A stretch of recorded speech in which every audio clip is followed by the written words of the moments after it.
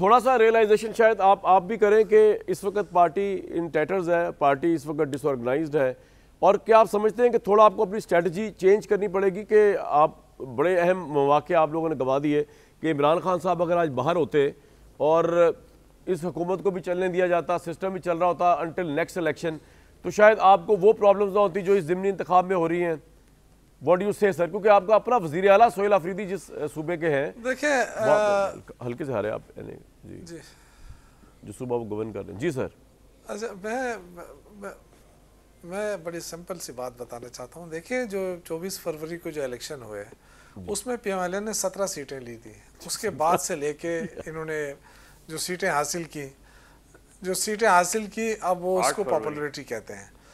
ये तो पहले से पता था। ये 17 का नंबर आपको किसने दिया सर? इन्होंने ये सीटें इस वक्त सादा अक्सरियत हो गई है पीएमएलएन की, आपको 17 का नंबर किसने दे दिया है? नहीं, मैं 17 जीते थे 2024 के इलेक्शन में। लेकिन हमसे जिस तरीके मुझे लगता है मदद साहब ने दिया हमसे जिस तरीके से जिस तरह हमसे सीटें ली गई, 90 सीटें मखसूस सीटें 90 हमसे ली गई, उसके बाद हमें समझ आ जानी चाहिए कि ये जो है ना, इनको सीटें चाहिए। इन्होंने हर सूरत में, इनको खौफ भी है ना अंदर से, इन्होंने अपने आप को महफूज भी करना है। इन्होंने अपने आप को एक तो ये कि नई तरामीम लानी है। मुसद्दिक मलिक साहब को क्या खौफ है इनकी गवर्नमेंट को सर? इमरान खान से आपसे, इमरान खान साहब तो जेल में है। नहीं, मुसद्दिक मलिक साहब गवर्नमेंट को, मलिक साहब एक अच्छे इंसान नहीं मैं इनकी बात से बुरा, इनकी गवर्नमेंट को क्या खौफ है? रिस्पेक्ट करता हूँ उनकी। देखिए, उनकी मजबूरी है कि वो आके टीवी पे अपनी पार्टी को। नहीं सर, मैं कह रहा हूँ इनकी गवर्नमेंट की क्या खौफ है इमरान साहब से जो जेल में है, मैं ये जानना चाह रहा हूँ। देखिए, इमरान खान से तो बहुत बड़ा खौफ है इनका। अगर ये खौफ ना होता तो ये तरामीम लाने की ज़रूरत क्या थी जो सुप्रीम कोर्ट का हशर कर दिया। जिस सुप्रीम कोर्ट ने उनको 90 सीटें फ्री में दे दी थी, उस सुप्रीम कोर्ट का हशर क्या किया इन्होंने? देखिए ना, आईनी अदालत बना दी इन्होंने। और जजों के साथ क्या किया जी, जजेस को अपॉइंट करेगी जी, प्राइम मिनिस्टर, चीफ जस्टिस को प्राइम मिनिस्टर करेगा। अब ये देखें, दुनिया के अंदर ऐसा नहीं होता है। अगर होता भी है, अमेरिका की ये मिसाल देते हैं, तो अमेरिका में फेयर एंड फ्री इलेक्शन होते हैं। ऐसे थोड़े इलेक्शन होते हैं जल्लू कि पहले से वो रिजल्ट बता देते हैं कि जी अभी आधा रिजल्ट पूरा चला ही नहीं था, टीवी पे चल गया कि जी वो फलां जीत गया।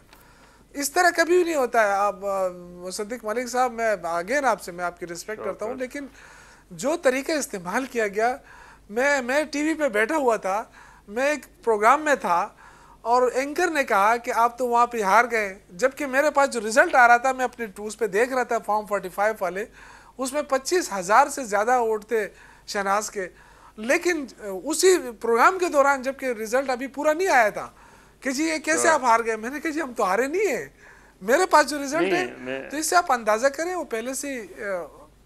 मैं जी सर, आप कुछ मैं शौकत से एक सवाल कर सकता हूँ? जी मदर साहब करें। मैं शौकत से आपसे मैं सिर्फ आपसे ये पूछ रहा हूँ कि आपने एक इलेक्शन का बॉयकॉट किया और दूसरे इलेक्शन में हिस्सा लिया। जो इलेक्शन का बॉयकॉट किया था वो किस वजह से किया था, और जिस इलेक्शन में हिस्सा लिया वो किस वजह से लिया? देखिए अजहर भाई, मैं आपके साथ मुत्तफिक हूँ इस बात पे। हमने भी इस चीज़ का वो किया कि नहीं होना चाहिए, लेकिन ये चूँकि लोकल अरेंजमेंट थी उमर अयूब साहब की अपनी, कि जी चूँकि मेरा हल्का है और अगर मैं अपने उनका कंटेस्ट नहीं करूँगा तो मेरा हल्का ख़राब हो जाएगा। जी उनकी अपनी एक वो थी। ठीक है, लेकिन इसके साथ एक और बात भी बता दें जरा। पार्टी ने कहा कि ठीक है, एक बात और बता दें मुझे शौकत साहब, ये जो पीटीआई ऑफिशियल से ट्वीट आया है, वो का जो है आपके सोहेल अफरीदी साहब, वो कह रहे हैं कि मैं तमाम जुमहूरी रास्ते और तमाम फोरम से रुजू कर चुका हूँ, मीडिया मुझे बताया मैं क्या करूँ, मुझे राय दे। मेरे हिसाब से तो मेरे पास 2 रास्ते हैं, एक शहबाज शरीफ वाला रास्ता, दूसरा एहतजाज का रास्ता। डिग्गी में जाऊँगा नहीं, सड़कों पर आने से मुझे कोई रोक नहीं सकता, लेकिन जब मैं सड़कों पर आऊँगा तो आप मीडिया वाले गिला ना करना, मेरे पास लीडर। तो आप आपको क्या करना चाह रहे हैं? वो चले इलेक्शन तो हार गए, लेकिन क्या करना चाह रहे हैं? देखिए, मेरा ये ख्याल है कि पीटीआई को चाहिए, या मैं ख़ुद पीटीआई से हूँ, लेकिन चूँकि लीडरशिप अब हमारे पास नहीं है, लेकिन मैं ये कहना चाहता हूँ कि आपने जो भी करना है वो हिकमत अमली के तहत ही करना है। इनाउंस करके ये चीज़ें नहीं होती हैं। अगर कोई ये समझता है ना कि इस तरह, देखिए हम एक स्टेट में रहते हैं और जो इस वक्त हालात है मुल्क के, वो बहुत ही मुश्किल हालात से पाकिस्तान गुजर रहा है। ठीक है, हम अब अपने हमारे पास अक्सरियत है, हमें पता है कि हमारे पास अक्सरियत है, लेकिन हमें अक्सरियत नहीं दी जा रही। सारी चीज़ें हमारे सामने हैं, लेकिन मेरे ख्याल से मुल्क की जो सबसे बड़ी प्रायोरिटी है वो दहशतगर्दी का खात्मा है। हम लोग सफ़र हो रहे हैं, आज भी पेशावर में धमाका हुआ है, खुदकुश हमला हुआ है, हमारे जवान शहीद हुए हैं। तो मेरा ये ख्याल है कि अभी हमें इन चीज़ों को ज़रूर प्रायोरिटी देनी चाहिए। और क्योंकि अफगानिस्तान में एक और बात आपसे, आपके प्रोग्राम के वजह से, आपका प्रोग्राम बहुत बड़ा है, मैं इसलिए बताना चाहता हूँ कि इस वक्त 4000 के करीब स्टूडेंट्स जो हैं पाकिस्तानी वो अफ़गानिस्तान में महसूर हो चुके हैं। उनकी सर्दियों की छुट्टियां हो गई हैं, मुझे बाकायदा उनकी फैमिलीज़ रब्ते कर रहे हैं। मैं आपके तवज्जुह से कहना चाहता हूं कि अफ़गान हुकूमत ने उनको इजाज़त दे दी है, हमारा बॉर्डर बंद है, जिसकी वजह से उनकी फैमिली भी परेशान है और वो लोग भी परेशान हैं।